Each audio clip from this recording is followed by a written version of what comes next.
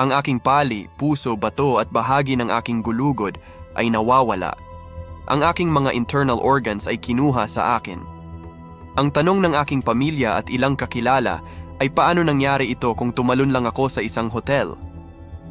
Lingid sa aking kaalaman, ang Magaluf ay kilala bilang isang destinasyon kung saan marami ang mga trahedya na nagaganap.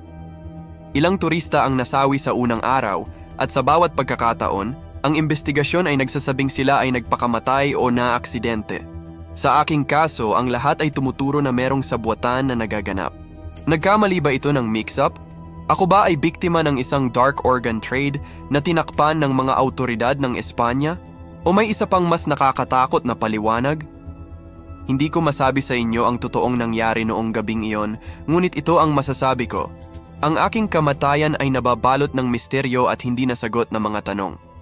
At hanggat nananatili ang mga tanong na ito, hinding-hindi ako makakatagpo ng kapayapaan at ang aking pamilya. Anong masasabi niyo sa aking kwento? I-like at i-follow lang aking video para sa mga kwentong katulad nito.